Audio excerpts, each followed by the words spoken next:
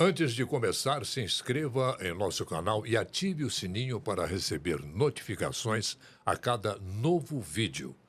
Curta, compartilhe e comente.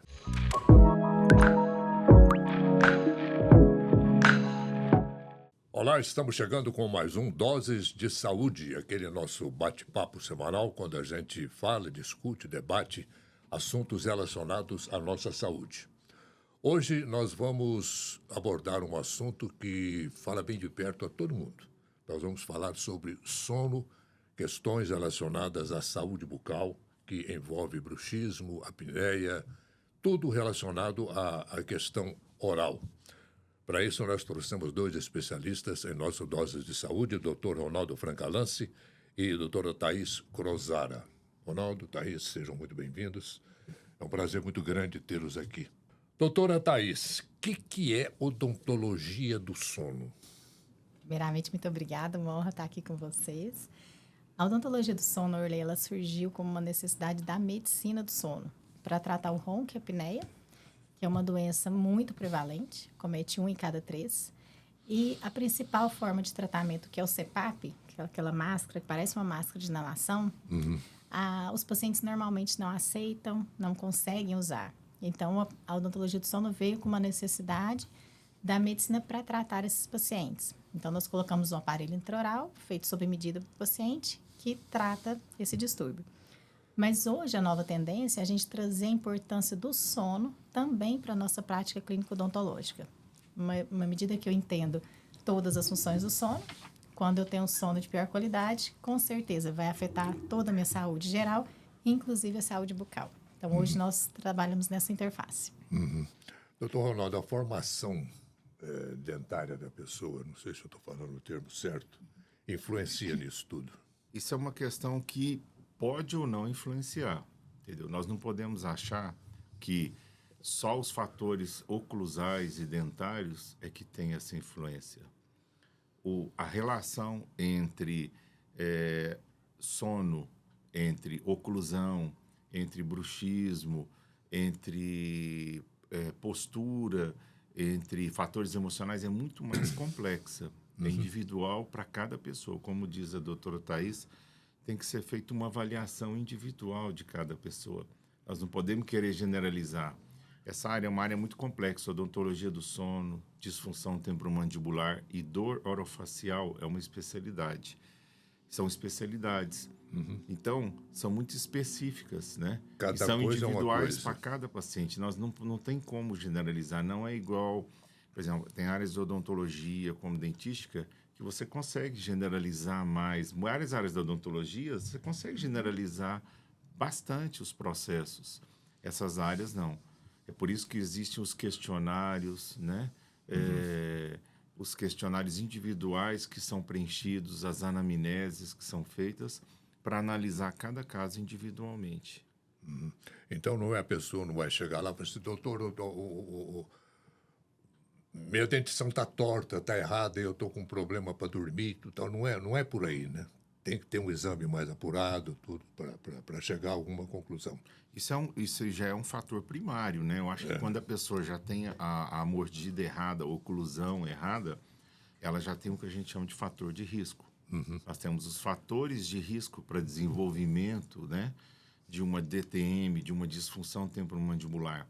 Mas nós não podemos achar que simplesmente o fato da pessoa ter a dentição errada, que ela vai ter um distúrbio do sono ou vai ter uma disfunção. Para isso que é necessário, a gente sempre encaminha para os profissionais, quando o paciente relata ter distúrbios do sono, para a gente tentar ver qual que é a interação, qual que é a relação dessas duas situações. Mas tem bastante coisa envolvida aí.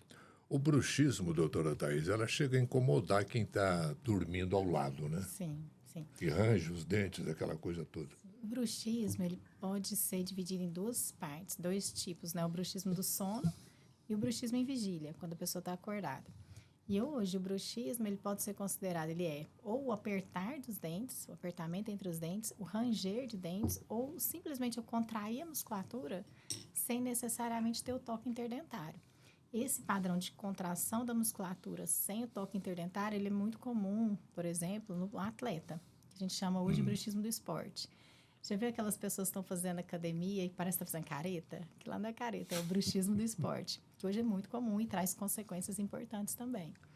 Então, tem esses dois tipos. E o ruído, o ranger de dentes, ele é mais o ranger ele é mais comum durante o sono, que é esse ruído que o senhor relatou. Durante a vigília é mais comum o apertamento. Certo. Doutor Ronaldo, como é que a pessoa fica sabendo que tem bruxismo? É quando começa a ranger os dentes? Como é que é isso? Tem vários fatores envolvidos, né? Por exemplo, o paciente normalmente ele desenvolve desgastes dentários, ele desenvolve dor nos dentes, às vezes os dentes ficam abalados, dor muscular, dor articular, dor de cabeça, né? São muitos fatores. Aí é onde é feita a investigação para tentar descobrir o seguinte: qual a origem daquele bruxismo? Por isso que é tão importante essa avaliação oclusal, postural, funcional, avaliação do sono, para saber o que está interferindo individualmente para aquele paciente. Mas é por isso que os fatores têm que ser tratados individualmente. Se o paciente tem uma oclusão errada, uma postura errada, um sono ruim, não adianta você tratar só um fator e achar que vai resolver todo o problema do paciente. Porque a combinação dos fatores emocionais, posturais, sono, oclusão, qualidade de vida, alimentação, tudo isso interfere naquilo que a gente está tratando, né? Por isso que é tão importante uma boa anamnese nessa situação. Que é muito comum, Orley, que tem sido descrita até por um colega nosso aqui de Berlândia, que é o Dr. Paulo Vinícius, é a síndrome do envelhecimento precoce bucal, que é a perda da estrutura dentária sem a doença cárie, que está muito relacionado ao bruxismo, né? Hoje, o bruxismo, para eu falar que o paciente tem um bruxismo que a gente fala primário, que não tem nenhum fator que está desencadeando essa condição, eu tenho que já descartar tudo que a literatura já traz. E hoje eu preciso descartar a apneia de sono, que pode ser, o bruxismo pode ser um mecanismo de proteção para a apneia. Então, quando eu durmo, eu relaxo a musculatura do corpo inteiro, inclusive aqui, cabeça e pescoço. A apneia é quando o paciente dorme, relaxa, a boca abre, o queixo vai lá para trás e impede a passagem de ar.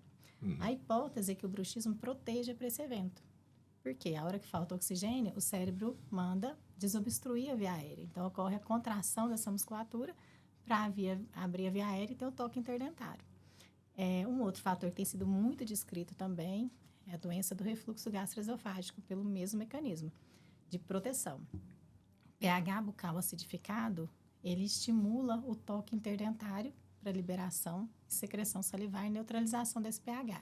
Então, hoje, o paciente que chega no consultório, eu quero tratar o bruxismo, eu preciso descartar a apneia do sono, porque se eu coloco a placa estabilizadora convencional, que normalmente a gente usa para controlar as consequências do bruxismo, eu pioro a apneia do meu paciente. Então, essa condição é importante. Às vezes, o paciente só ronca, ele começa a roncar e acordar muito cansado. Então, ele tinha só o ronco, hoje ele passa a ter apneia, pode estar associada à placa estabilizadora que eu coloquei para controlar esse bruxismo. A doença do refluxo, quando eu coloco a placa estabilizadora, essa saliva acidificada, ela empoça dentro da placa. E às vezes o paciente antes ele tinha um desgaste, hoje ele vai ter um desgaste com dor. O que é isso? Eu vou tomar uma água gelada, dói meu dente. Eu vou escovar os dentes, dói o dente. Tem paciente que não suporta o ar-condicionado da cadeira do meu consultório, de tanta sensibilidade que ele tem. Associado ao bruxismo, que é o desgaste dos dentes num ambiente ácido. Então, o paciente que tem refluxo, tem bruxismo, a degradação dentária é muito grande, né? Um outro fator, como o colega citou, ansiedade, estresse. Então, É que eu ia perguntar sobre o estresse. Tudo que ativa o sistema nervoso central hoje tem potencial para desencadear bruxismo. Então, uma pessoa estressada, ansiosa, ela é mais ativa, ela aperta mais os dentes. Por outro lado, medicações para controle de ansiedade e estresse, principalmente hoje que muito utilizado, inibidor de recaptação de serotonina, por exemplo, ela estimula o bruxismo. Então, o paciente, a gente tem que investigar todos esses fatores para depois definir a melhor conduta terapêutica. Então, a anamnese ela precisa ser detalhada e individualizada. Até pouco tempo, nós dentistas tratávamos o bruxismo fazendo ajuste oclusal, alinhando e nivelando os dentes. Hoje não é assim mais. Eu não estou falando que um paciente que tem um desequilíbrio anatômico, que tem uma necessidade de fazer alinhamento e nivelamento, que tem uma necessidade de um ajuste oclusal, não deva fazer. Deve fazer. A questão é, eu não posso prometer para o meu paciente que eu colocar o aparelho ortodôntico nele, ele vai parar de ranger os dentes, ele vai parar de apertar. Eu não posso falar para ele que eu vou fazer um ajuste oclusal e ele vai parar de ter o bruxismo. Então, eu preciso investigar o que está causando. E aí, sim, eu controlo as consequências. Esse tipo de problema, doutor Ronaldo, pode atingir crianças? Pode não, atinge muito crianças, né? Aí envolve, a doutora Thais vai ser muito mais expert para falar sobre isso, mas envolve N fatores, né? Ligados ao crescimento emocional, fatores genéticos, fatores de qualidade de vida, alimentação, e daí vai embora, com certeza. Só que a criança, posso estar enganado, mas ela tem muito mais o bruxismo do que o apertamento. Sim. Né? A criança, hoje a gente sabe que tem uma tendência, pelo menos em pesquisas, assim, de diminuir a quantidade de bruxismo ao longo da vida. Então, normalmente, quando a gente vai ver os estudos, tem uma prevalência maior do bruxismo na infância, depois no adulto, depois vai diminuindo no idoso. O bruxismo na infância está muito relacionado. A primeira coisa que eu tenho que descartar quando a criança vem com queixa de bruxismo é distúrbio respiratório. Se ela está respirando bem, por esse mecanismo de proteção. Só que a criança, o que acontece? Como ela está em fase de crescimento, se eu tenho uma obstrução nasal, hipertrofia de adenoide, hipertrofia de amígdala, essa hipertrofia leva uma alteração crâniofacial. Então, a criança que tem o bruxismo, ela tem um padrão facial também de respiradora bucal. O que é isso? Perfil mais alongado, olheira, a criança fica mais de boca aberta, muitas vezes com a linguinha para fora. Então, a primeira coisa que eu preciso descartar na criança com bruxismo é a obstrução de vias aéreas. E no idoso? No idoso, é interessante. Você falou que tem uma síndrome do envelhecimento bucal, uma coisa assim. A síndrome do envelhecimento precoce bucal, isso é nos nossos jovens, 22, 23 anos. Que é ele chega com uma perda de estrutura dentária típico de um paciente de 60 anos. Então, eu olho a boca do paciente e falo assim, se eu te der uma foto, ele vai falar assim, ele tem 60 anos? Não, ele tem 22, 23. Então, eu vejo, assim, essa semana mesmo no consultório, um caso assim, que me marcou muito, que a gente tem visto muito também agora, um problema assim, de saúde pública, que é a questão do cigarro eletrônico. Nossa. E o cigarro eletrônico, ele mascara muito essa questão do tabagismo, né? Porque não tem um cheiro, não tem... ele é vendido como uma condição inócua, mas não é. A carga de tabaco é extremamente alta. É vendido, às vezes, como lazer, né? Chega a 20 vezes a quantidade do cigarro. Sim, né? não. Um paciente foi me encaminhado essa semana por uma psiquiatra, porque o paciente estava tendo muita cefaleia. E aí, a queixa do paciente era insônia. E tomando medicação para estimulante, tomando Zolpidem para conseguir dormir. Mas na anamnese, eu perguntei se fuma. Fumo. Quanto? Muito, doutora. O que é muito? Não, eu fumo 24 horas por dia. Aí ele tirou ali do bolso um pod, um cigarrinho eletrônico, né? Falei, mas como que é isso? Encaminhei pro pneumologista. Ele me deu retorno assim. Thaís, ele fuma o equivalente a 6 maços de cigarro, aquele Marlboro vermelho por dia. Eu me lembro. Gente, não tem Zolpidem. Eu já fumei bem, sabe? Há uns tempos atrás eu fumei bem, mas não cheguei a tanto, não. Não tem Zolpidem que vai fazer esse moço dormir. Porque é muito estimulante, é muito estímulo.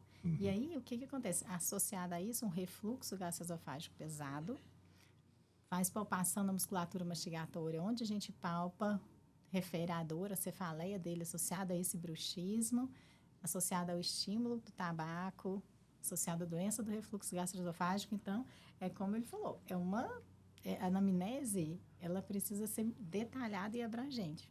Eu não consigo tratar um paciente com distúrbio do sono sozinha. A equipe precisa ser multidisciplinar. E a boca é por onde entra tudo, né? Não tem como você se descuidar dessa coisa. Você falou aí, doutor Ronaldo, que o cigarro eletrônico ele tem 20% mais que nicotina. Não. Ele tem 20 vezes mais concentração, às vezes... depende, né? São vários tipos do que o cigarro comum. Então, se antes você gastava 30 anos para adquirir um enfisema pulmonar, você vai adquirir em 4 anos, em 5 anos, você já vai ter um enfisema pulmonar. Só que está sendo vendido a roda aí, virou moda, né? Só que agora você vê, nós tivemos um problema muito sério, porque desde a década de 60, 70, veio aquele estímulo, né? Para fumar naquela época que eu era jovem, aquelas propagandas bonitas do Marlboro, do Hollywood, né? Do Carlton, né? O Marlboro tem até uma propaganda, uma antipropaganda, né? Vamos dizer assim. Tinha muito, né? O homem de Marlboro mostrava aquela elegância, aquela fortaleza, aquele machismo, né? Tal. Só que... Depois ele morreu. Aí surgiu outro tipo de propaganda, vamos dizer assim. Você se lembra do homem de Marlboro? Sim, ele morreu de câncer. Nossa, pois é. Então, agora você imagina o que vai ser daqui a alguns anos, quando vier o impacto dessa juventude com esse cigarro eletrônico, que, como a doutora Thaís falou aí de forma excepcional aí, né? As consequências a nível bucal, retração gengival, perda óssea, desgastes dentários, né? Que hoje nós temos erosão, abrasão, abifração, que são todos danos causados, como ela falou, esse envelhecimento, a pessoa começa a ter corrosão dos dentes, né? E daí vai embora. Então, antes a pessoa demorava, com toda a carência de pastas dentais, de escovas, de tudo, ela demorava uns 40, 50 anos para desenvolver. Hoje, não. Chegam meninos no consultório que já tem retração gengival, já tem desgaste de esmalte absurdo, já tem cáries, já tem perdas ósseas. Como ela falou, um envelhecimento que não justifica uma pessoa de 25 anos, de 23 anos. Por quê? Porque além dos hábitos errados, ele começa a desenvolver um bruxismo. É muito importante essa anamnese. Por quê? Porque muitas vezes o paciente chega no consultório e, como eu te falei, o diagnóstico é muito complexo. Tem pacientes que desenvolvem bruxismo, apertamento pela presença dos terceiros molares mal erupcionados. Eu pego muito paciente com dor lá e, às vezes, só tirar o terceiro molar ele melhora 50%, 60%, 80%. Então, às vezes, é uma cárie, tratamentos de canal, perdas ósseas. Então, tem os fatores locais, né? A parte ligada à odontologia, e tem os fatores ligados ao sono, à postura, à qualidade de vida, à alimentação, a medicações, muito bruxismo por medicação, como ela falou. Os médicos estão passando muito antidepressivo, sertralina, fluoxetina, venlafaxina, escitalopram, e aí o paciente vai começar a desenvolver bruxismos aí, medicamentosos terríveis, associados ao refluxo e a outros fatores que vão piorando. Sabe uma condição interessante também? A gente está falando da doença, né? Da perda de estrutura dentária relacionada à doença. Mas o estilo de vida ideal, ele também causa desgaste dentário, você acredita? A pessoa saudável, ela tem alimentação saudável, é uma alimentação ácida. O atleta, e não é um atleta de alta performance, assim, é um atleta que vai competir, profissional. Mas hoje a gente tem muito atleta de alta performance que é aquele atleta que quer aumentar sua meta, aumentar seu desempenho, né? A gente vê muito isso. E eles, o que eles têm que fazer? Como eles quer treinar e tem uma atividade laboral, tem que trabalhar, eles restringem sono. Então, eles acordam 4 horas da manhã para treinar ali 1h30, né? Aí, depois do treino, ele toma um shot de limão, aí vai escovar os dentes, é tudo assim. Então, essa restrição de sono causa bruxismo, a dieta ácida não só o bruxismo, né? A restrição de sono provoca uma série de problemas. Com certeza. Muitas consequências. Inclusive mentais, né? A alteração de humor, estresse, ansiedade está muito relacionada à restrição de sono. É voluntária, como esse dos atletas, que a gente falou, ou patológica. Insônia, 45% da população tem queixa de insônia. É muita gente. 30% tem apneia do sono. Aqui nós 3, um de nós temos apneia. Um de cada 3 tem. Então, um de vocês dois, porque eu já fiz polissono, não tem não. Um de vocês dois tem. Eu acho que eu sou um acho, né? Não sei, mas eu não tenho problema para... Sou bom de cama, deito e vamos embora.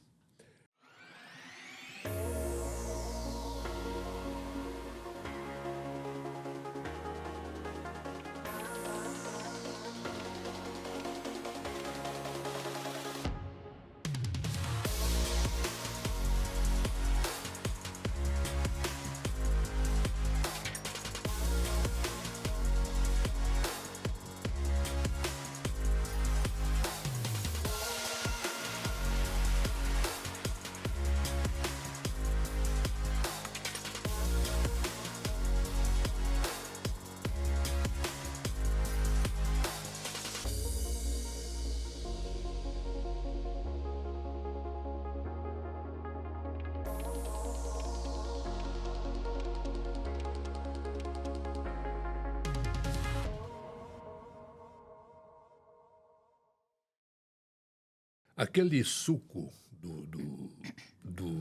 Suco gástrico. né, do o suco estômago. gástrico que vem com refluxo, aquilo lá atinge os dentes também. Claro. Aí, quem que é o padrão, ele é típico do paciente que tem um desgaste dentário associado à doença do refluxo. É uma perda de estrutura dentária na face palatina dos dentes, na parte interna dos dentes. É típico do paciente com refluxo dentário. Tem uma amiga nossa dentista, eu conversar, Rosana. A gente conversando outro dia sobre essas questões de batendo papo. Foi até num evento. E ela me contando detalhes, né, de pacientes, às vezes, que chega lá reclamando de uma coisa, não é nada daquilo, e que chegou um paciente reclamando que amanhecia com um gosto na boca, que ele achava que ele estava com alguma infecção dentária que parecia pus, que estava vazando dos dentes, não sei o que e tal, e olhava a dentição de tudo, não tinha nada. Até que descobriu que era o tal Refluxo. do refluxo. Sim. E tem uma relação ali também importante com o refluxo e a apneia do sono. Porque a hora que a gente dorme, relaxa, né, fecha aqui a via aérea, o esforço que a gente faz para voltar a respirar altera a pressão na caixa torácica, que favorece a doença do refluxo. Então, o paciente hoje que tem refluxo, eu preciso investigar se ele tem ronco, se ele tem apneia. Porque se eu tento tratar refluxo e o paciente tem apneia e eu não controlo a apneia, fica um refluxo de difícil controle. Da mesma forma, esse refluxo, esse ácido que vem na via aérea, ele também causa uma irritação e um edema que favorece a apneia do sono. Então, hoje, quando vou manejar um paciente que tem apneia do sono, eu preciso investigar refluxo. Da mesma forma, o paciente que tem refluxo, ele precisa investigar a apneia do sono, porque senão eu não consigo tratar nenhuma coisa nem outra. São comorbidades, né? Aquele negócio de colocar, Elevar a de cabeceira. levar a cama, aquilo ali funciona para Com refluxo? certeza. Funciona. Funciona tanto para o refluxo quanto para a apneia do sono. Se a gente pensar, por exemplo, com relação à apneia, uma garrafinha de água, se ela estiver meio cheia, a gente fica em pé o dia inteiro. Nós temos a tendência a acumular líquido em membros inferiores. A hora que a gente deita, esse líquido, ele vem também para a via aérea. Então, uma forma de tratamento a terapia combinada que a gente faz para o paciente com apneia, elevação de cabeceira e para a doença do refluxo também. Isso é muito importante a gente ter em mente, Orley, que todas essas doenças, elas são combinadas, entendeu? A gente chama isso de ciclo vicioso autossustentado. Você tem um paciente que está passando por problemas emocionais, que tem doenças sistêmicas, que tem um fator genético, que tem uma postura errada. É muito importante nesses processos da osteopatia, porque muitas vezes o paciente está com problemas graves, né, ligados à musculatura abdominal, à musculatura aqui, peitoral, onde o osteopata consegue fazer uma boa liberação, uma manipulação, melhorar, né? Porque a osteopatia ela é muito ligada a esses fatores, principalmente de dor. Entenda que aqui nós estamos falando de sono e bruxismo, mas tem muitas doenças relacionadas, né? Mialgias, dores de cabeça. A metade das pessoas que têm dor de cabeça não é enxaqueca. A metade. Olha, Tratam como enxaqueca, mas não é enxaqueca. Aí o que elas fazem? Tomam medicação. A medicação aumenta o refluxo. Aí o refluxo leva a problemas, a tudo isso aí que a doutora falou. Aí a pessoa tem dor, ela altera a postura em decorrência de dor. Toda pessoa que tem dor altera a sua postura. Quando ela altera a sua postura, ela altera a musculatura abdominal. A musculatura abdominal predispõe, né, a alterações em toda a parte ali da cavidade abdominal também. são reações em cadeia. São reações em cadeia, desde intestino preso, formação de gases, alteração do sono, refluxo, contração do diafragma, contração da musculatura das costas. Por isso que é um tratamento feito em conjunto.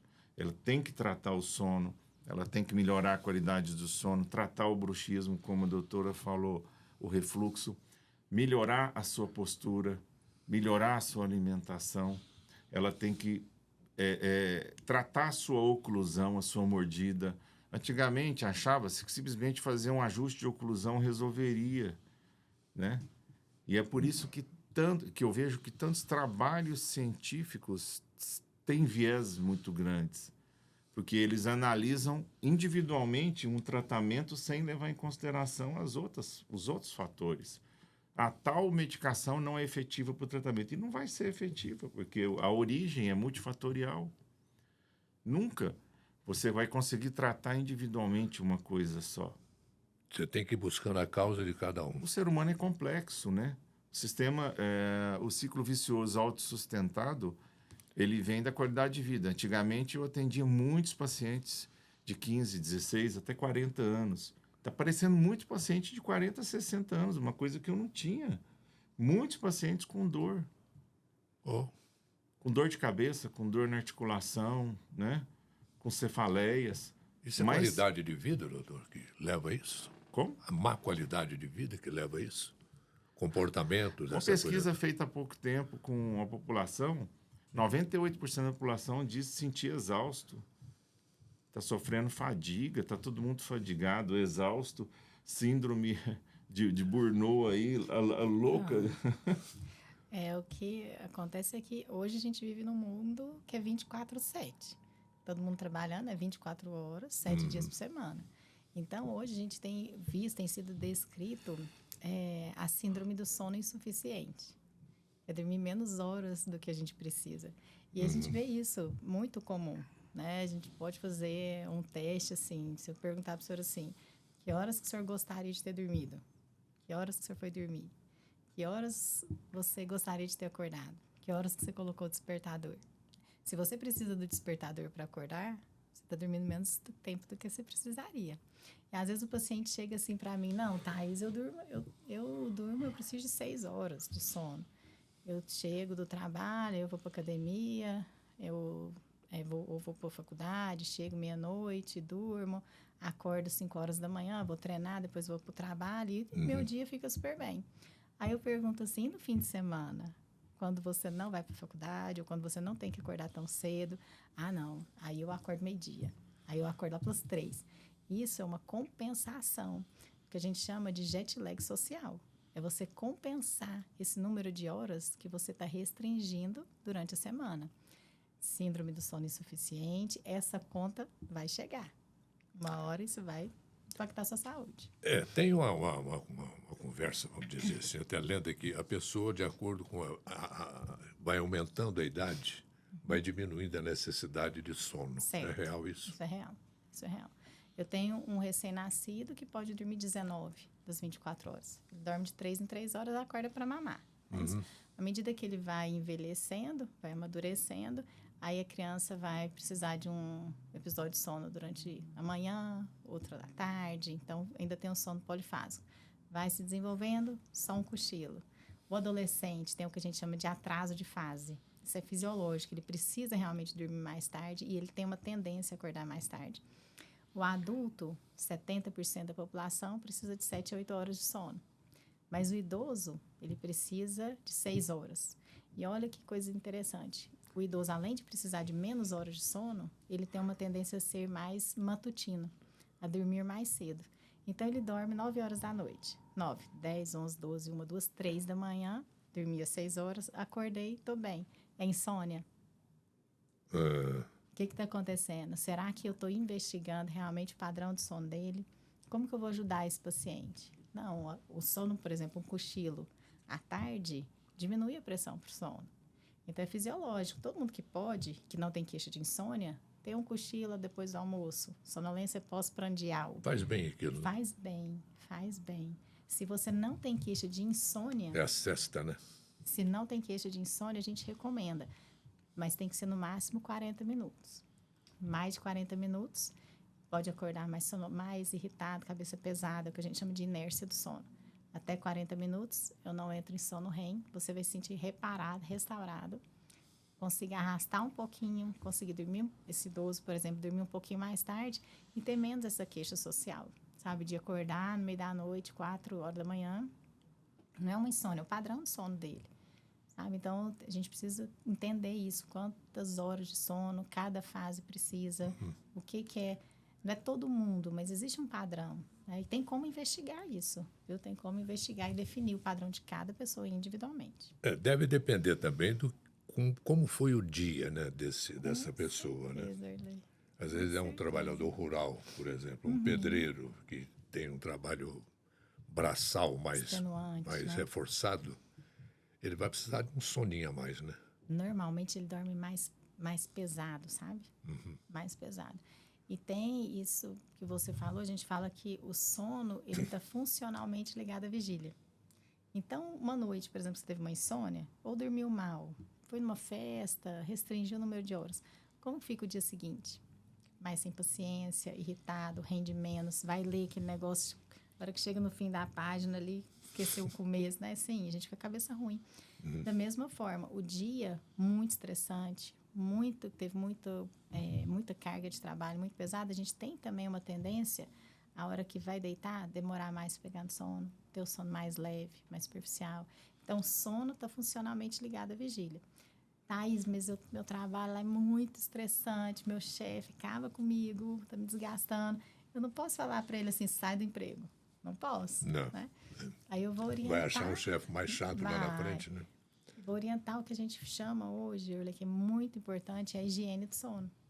Que é você desacelerar, principalmente nas 2 horas antes de dormir. Adotar medidas que vai fazer com que o seu sistema nervoso entenda que você vai dormir, então que você consiga pegar no sono mais rápido e que seu sono seja mais reparador. Então você vai dormir mais, ter o sono mais profundo. Então é a higiene do sono. Para quebrar esse ciclo, sabe? É que na vida de hoje é meio complicado, né, a gente seguir certos padrões, né? Que tem um grupo de amigos aí, mais ou menos na minha faixa de idade, de 70 anos, 70 e poucos. Eles sempre falam, deita aqui tipo 10 horas, 10 e meia, por aí, a hora que dá 4 horas da manhã eu já estou acordado. Né? Tá. Isso é tipo um padrão para essa turma. Existe, sim, as hipóteses, né? De por que eu deito, pego no sono e no meio da noite eu acordo, começo a picar o sono, ou acordo, tenho uma tendência a despertar precoce, né? Porque o sono, ele não é igual a noite toda. Tenho diferentes fases do sono. A primeira metade do sono, eu tenho sono mais profundo. Que aí, por que chama profundo? Porque é mais difícil despertar o paciente. E na segunda metade, eu tenho mais sono REM. O que é o sono REM? É importante para a memória, concentração, atenção, alerta. É o estágio do sono que eu relaxo mais a musculatura. Mas, apesar de ser o estágio que eu relaxo mais a musculatura, minha atividade cerebral é extremamente alta. Se eu pegar uma atividade cerebral, que a gente chama de eletroencefalograma, e avaliar o meu paciente dormindo durante o estágio REM e acordado, eu não consigo diferenciar tamanha atividade cerebral do meu paciente durante esse estágio do sono. E ela é mais comum na segunda metade. Então, por isso que a hipótese de que acordar no meio da noite, não ficar picando sono, ter um sono mais fragmentado, seria isso. A primeira metade eu tenho mais sono profundo, isso me protege um pouco mais. Tem algumas conversas também, né, lendas, vamos dizer assim, que a pessoa fala, nossa, essa noite eu sonhei adoidado, então dormi com sono pesado, por isso que eu sonhei. Tem alguma coisa a ver? Não, né? Tem. Tem. Tem 2 formas de a gente falar de sono profundo. Tá? Eu tenho sono profundo pelas ondas cerebrais, e aí pelas ondas cerebrais o sono mais profundo é o que a gente chama de N3. E eu tenho um sono, que a gente também pode falar de um sono mais pesado, que é onde eu relaxo mais a musculatura, que aí é o sono REM. Tá? Mas o padrão certo de falar, o sono profundo é o N3, não é o sono REM. E aí o sono que eu mais sonho dos sonhos, é o sono REM, que é mais importante na segunda metade da noite. Então, quer dizer, quando sonha muito é porque dormiu bem. Provavelmente teve mais REM, ou então você acordou, despertou durante um sono REM, aí você se lembra do seu sonho. Tem uns detalhes, umas coisas interessantes, né, nessa história de sono e sonho. A pessoa acorda de manhã, ele dá um cochilo, né, das 7 às 7h30, ele dá um cochilo. E naquele cochilo o bicho sonha adoidado. Eu Comigo acontece isso às vezes. É a segunda metade da noite, onde é mais importante, onde tem mais sono REM, que é o sonho que o senhor lembra. Isso é verdade. Interessante. E aí ele acontece nesse estágio porque ele relaxa a musculatura. Por quê? Isso é um mecanismo de proteção. Porque se você sonhar durante um estágio de sono mais superficial, que não tem o relaxamento total da musculatura, você vai vivenciar seu sonho. Existe um distúrbio do sono, que chama de distúrbio comportamental do sono REM, que é quando a pessoa entra em sonhos profundo, entra no sono REM, mas não relaxa a musculatura. Aí ele bate na esposa, ele agride, ele vivencia os sonhos dele. Tem relatos, assim, importantes de gente que levantou, pegou o carro, dirigiu, foi no estado... Tem um relato de caso importante nos Estados Unidos. A pessoa levantou, pegou o carro, dirigiu Isso não sei no sonho. quantos quilômetros. Sonhando. Tendo esse distúrbio do sono, que chama distúrbio comportamental do sono REM. Ele levanta, pega o carro, dirige... Esse caso, né, que foi super descrito. Pegou o carro, dirigiu não sei quantos quilômetros, foi na casa do sogro, matou o sogro e a sogra. Voltou, deitou e dormiu. Não lembrava. Aí foi feito diagnóstico de distúrbio comportamental do sono REM. Ele vivenciou o sonho dele. Isso aí acontece. Credo. Sim. A cooperação faz parte do ser humano. E a Unicred Aliança acredita nisso. Sabe da importância de cooperar e andar juntos para o desenvolvimento pessoal e profissional de cada cooperado. Estamos em Uberlândia e em mais 25 cidades, entre elas 3 capitais, e atendemos mais de 15 mil cooperados nesses 30 anos de existência. Não somos uma instituição financeira tradicional. Somos colaboração, planejamento, inovação e união. Tudo para você prosperar. Porque aqui, um ajuda o outro e todos ganham. Unicred Aliança, 30 anos. Escolha cooperar. Escolha Unicred. Doutor Ronaldo, a apneia, ela pode ser fatal? É como a gente está falando aqui, né? Pode. Tanto que a apneia... É que, na realidade, você está colocando a apneia como matando um indivíduo, né? A apneia, ela vai levar a várias situações. Alteração de pressão arterial, ela pode desenvolver um diabetes, a pessoa pode desenvolver um monte de síndromes, entendeu? A apneia, como a doutora que é especialista em sono aí, né? Ele é o quadro, né? É um quadro ligado ao sono, entendeu? Onde a pessoa tem muitas paradas respiratórias durante o sono. Aí vai ser diagnosticado pelo dentista, pela odontologia do sono, né? Pelo médico do sono. Quantas paradas respiratórias que a pessoa teve, o grau de apneia dela, e vai ser indicado os tratamentos, que é exatamente o que a doutora falou, o CPAP, o aparelho de proteção mandibular, cirurgia, não sei, e daí vai embora. Tem casos, desculpe interromper, tem casos de pessoas que interrompem a respiração pela apneia e morrem sufocado? Tem casos? É assim, a gente tem um mecanismo de proteção relacionado à dessaturação. A senhora falou sobre isso. Ela não, é muito difícil a pessoa morrer tendo um evento obstrutivo de apneia. Como o Dr. Renato falou, ele morre das consequências da apneia. Das consequências. A apneia obstrutiva. Existem outros tipos de apneia, tá? Existe a apneia central, por exemplo, que não está relacionada à obstrução da via aérea. Então, tem outras condições clínicas que, na verdade, o que acontece não é que fechou a via aérea, é que o cérebro parou de mandar o comando para a caixa torácica funcionar. Então, esse é um tipo de apneia central. A apneia central está relacionada a outras condições clínicas, alterações neurológicas, problemas cardiovasculares. Mas morrer de apneia obstrutiva do sono é muito difícil. Não desconheço, sim. Só que esse é o problema. A pessoa, ela morre de outras causas, ela teve uma parada cardíaca, respiratória dormindo, né? Não é que ela teve uma parada respiratória. Muitas vezes ela tem uma apneia grave, ela teve um aumento brusco da pressão arterial dela ali, ela sofreu um AVC ou um infarto durante o sono.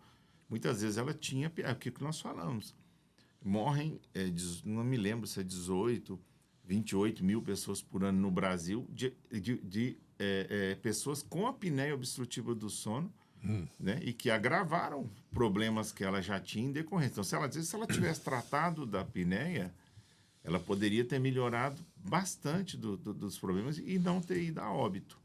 Só que, infelizmente, não há essa orientação. E muitas vezes, para piorar a situação, é passado para ela um monte de medicações que muitas vezes até pioram a apneia do sono, porque aquela medicação ajuda na ansiedade, no estresse, em tudo, mas em termos de apneia do sono vai piorar bastante o processo de apneia. Depende, por exemplo, a gente estava falando aqui do idoso, né? O idoso, ele tem menos massa magra, tem menos músculo, então já tem uma tendência maior a ter apneia. Tem algumas medicações que induzem sono que relaxam a musculatura, por exemplo, benzodiazepínicos. É muito prescrito, relaxa muito a musculatura e piora muito a apneia. Então, num paciente desse, por exemplo, o idoso, provavelmente a chance dele ter apneia já é maior. Ele fazendo uso de um benzodiazepínico, o risco dele ter mais apneias é maior ainda. O risco dele acordar, levantar no meio da noite por esse padrão de horas de sono necessárias menor. Acordar e cair, machucar é grande, sabe? Então, precisa ser investigado. É difícil, você toma um remédio para um problema e já está, com aquele remédio já está prejudicando lá na frente outra. Olha, assim, toda medicação tem efeito colateral.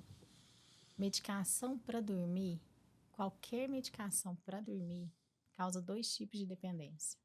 A dependência química, que isso varia muito de um indivíduo para o outro, que é aquela dependência assim que eu preciso ir aumentando a dose para ter o mesmo efeito. Tá? E eu tenho a dependência psicológica, que é aquela assim, se eu não tomar, eu não durmo, se eu não tomar, eu não durmo, se eu não tomar, e aí não vai dormir mesmo. Tá? Então, para insônia, é muito importante a gente entender que o padrão ouro não é medicação. O padrão ouro de tratamento para insônia é terapia comportamental cognitiva para insônia. Que quem faz é o psicólogo com formação em sono. Não, e assim, em termos de medicação, quando a gente faz um acompanhamento com o médico do sono, especialista nisso, o que ele vai fazer? Ele vai te indicar uma terapia comportamental cognitiva. Muitas vezes ela sozinha não consegue ajudar o paciente, principalmente em caso de insônia crônica. Aí ele vai associar uma medicação. Mas não é aquela medicação que esse indivíduo vai ficar tomando 3, 4, 5 anos de medicação. Não é assim. A medicação para sono é prescrita idealmente por 3 meses. A partir de 3 meses, a terapia comportamental cognitiva ela já tem que estar em associação e aí começar a desmame de medicação. Aí o que a terapia comportamental cognitiva faz? Ela ajuda a identificar um possível gatilho, porque a insônia principal causa, está muito associada assim a estresse, ansiedade, problemas, né? Que todo mundo tem estresse, todo mundo tem problema. Então, qualquer pessoa pode ter insônia. O problema é quando isso perpetua. Aí, quando isso perpetua, a gente tem uma insônia crônica, que aí eu preciso de medicação. A terapia comportamental cognitiva, ela vai tentar identificar o que está causando e vai te ajudar a aumentar a pressão para o sono para o horário que você tem que dormir. Porque o insônia, não é que ele não tem sono, ele tem sono, só que ele tem sono na hora errada. Então, é aquela pessoa que às vezes sai do trabalho, não consegue ir no happy hour porque está morrendo de sono. Aquela pessoa que às vezes tem um churrasco à tarde, não vou porque fica morrendo de sono. Tá aqui com a gente conversando, fica abrindo a boca o tempo inteiro. Então, a qualidade de vida é muito ruim. A apneia, essa coisa de bruxismo, tudo bem. Mas a apneia pode ser considerada uma doença bucal também? Bucal? Questões levadas à apneia. Acho que não, né, doutor? Acho que não. Bucal, assim, é uma doença bucal, levando a apneia é mais complexa. A não ser que seja por flacidez da musculatura. Eu posso ter características crâniofaciais que favorecem a apneia do sono, que é a questão de desequilíbrio anatômico. Então, como a gente estava conversando um pouquinho antes de começar, né? Eu posso ter uma estrutura esquelética pequena e mesmo a pessoa sendo magra, ela tem apneia do sono. Eu posso ter uma pessoa obesa com uma estrutura esquelética grande que não tem apneia. Então, se eu penso no possível fator etiológico, a estrutura crâniofacial, sim. E também eu tenho consequências bucais da apneia do sono. Posso ter xerostomia, que é a sensação de boca seca, altera a composição salivar. O paciente que tem apneia do sono, ele tem mais risco de ter alterações periodontais, de ter perda óssea, de ter lesões, retração gengival, sensibilidade. Eu tenho tudo que compromete a qualidade do sono, qualquer distúrbio do sono, mesmo a restrição do sono, vai impactar nas funções do sono, né? Então, o sono tem funções imunológicas muito importantes. Então, a pessoa fica mais sujeita a ter infecções. Depois que tem uma lesão, demora mais para reparar essa lesão. Então, consequência, com certeza, a apneia do sono com a saúde bucal, ela está relacionada tanto a fatores etiológicos, craniofaciais, quanto também a consequências orofaciais da apneia do sono. Por isso que a ortodontia, quando você pega o paciente jovem, ela ajuda nesse sentido. E quando você faz uma disjunção de palato para ampliar, você melhora a respiração, principalmente do paciente que é respirador bucal, do jovem que é respirador bucal. Mas aí é uma associação, ele tem adenoide, desvio de septo, muitas vezes tem um quadro ali, uma pequena sinusite. Aí quando ele faz toda essa associação, muitas vezes você está prevenindo um problema futuro, sim, porque ele tem uma mandíbula retrognata, que a mandíbula dele é girada, né, o queixo dele é mais para trás, fecha mais. Então, cirurgias ou tratamentos que envolvem avanço mandibular, disjunção, melhora da oclusão, podem favorecer, sim, no futuro, assim, não é que vai resolver, mas eles ajudam a reduzir um fator de risco, Previne, né? né? Previne, sim. Sonambulismo é uma doença do sono? É uma doença do sono. É um distúrbio do sono também. Ele é um distúrbio que a gente chama do sono não REM, onde tem marcadores genéticos importantes. Então, é uma doença, normalmente uma doença que tem um histórico familiar. Então, o pai tinha, o filho tinha.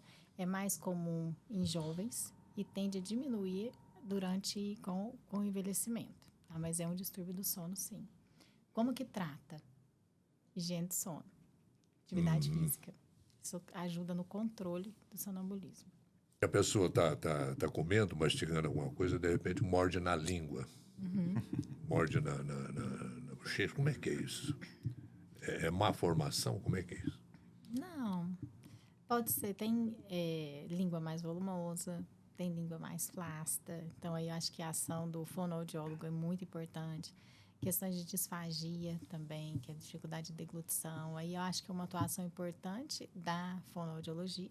E tem também a questão estrutural, desequilíbrio anatômico, mau posicionamento dentário. Então, talvez Por isso que, melhor. entendeu? Se está mordendo na língua, pode estar falando muito mal da vida dos outros também. Também. Mas realmente é importante essa avaliação que a doutora falou para encaminhar, né? São muitos profissionais diferentes, de áreas diferentes, e que o conjunto desses profissionais, a gente nunca vai conseguir 100% de sucesso. Não existe. Mas a gente consegue, com certeza, melhorar e abreviar, né, a dor do paciente e tentar ajudar ele a ter maior qualidade de vida. Acho que o objetivo é esse, né? Com certeza. Bom, o microfone está à disposição de vocês para outras informações que vocês queiram trazer sobre esses assuntos que nós levamos hoje aqui na mesa. Está à disposição de vocês. Primeiro, acho importante deixar, Orley, que roncar não é normal. Apesar de ser muito comum, não é normal. Existe tratamento. Precisa procurar um especialista em sono. Tá? Fala assim, quem é especialista em sono? Tem o site da Associação Brasileira de Sono. Lá tem profissionais com formação em sono das diferentes áreas da medicina, psicologia, odontologia. Então, se você ronca, procure tratamento. Doutora. Bem, como a doutora Thaís falou, eu acho que no Brasil há necessidade maior de uma maior valorização da odontologia. A odontologia ela não se restringe a dentes. Ela trata face, ela trata todo o sistema estomatognástico, ela trata essa parte, né? Porque se nós pensarmos dos nossos sentidos, né? Nós temos a fala, né? Nós temos o olfato, nós temos tudo, toda a audição, visão, tudo está muito próximo da área odontológica. Então, o quanto é importante a visita ao dentista, como a doutora falou, está com distúrbio do sono, procure um profissional ligado ao sono ou um profissional ligado à dor que vai te encaminhar para um profissional ligado ao sono. Por quê? é um tratamento complexo, é um tratamento que é necessário, né? Mas, infelizmente, existe ainda uma falta de conscientização e uma desvalorização. A odontologia tem 23, 23 mesmo, né? Especialidades hoje. Especialidades. Então, é muito importante que a pessoa vá ao dentista regularmente. Se está com distúrbios de bruxismo, de dor, procure um profissional do sono, especialista em odontologia do sono, né? Se está precisando de tratamentos, está com dor de cabeça, né? Está sentindo dor de cabeça, dor na face, está tendo quadros de bruxismo, dores dentárias, procure o profissional. Aquele profissional vai encaminhar, porque é um tratamento multidisciplinar. Mas muitas vezes a pessoa fica perdida, ela fica rodando aí no mercado, entendeu? Até conseguir achar um profissional. E são tantas opções. E sofre bastante. Doutora Thaís, doutor Ronaldo, foi um prazer muito grande. Tenho a certeza que vocês colaboraram muito com essas informações que vocês nos passaram aqui. Muito obrigada. A gente sabe Muito que obrigado pelo convite. tem muita coisa ainda para a gente informar, mas o que vocês disseram aqui, que vocês transmitiram, foi de grande valia para todo mundo. Tá? Muito obrigado. Muito obrigado. Obrigada. Encerramos assim mais este Doses de Saúde. Esperamos você na semana que vem. Um forte abraço, obrigado pela sua atenção, pela sua audiência. Até lá.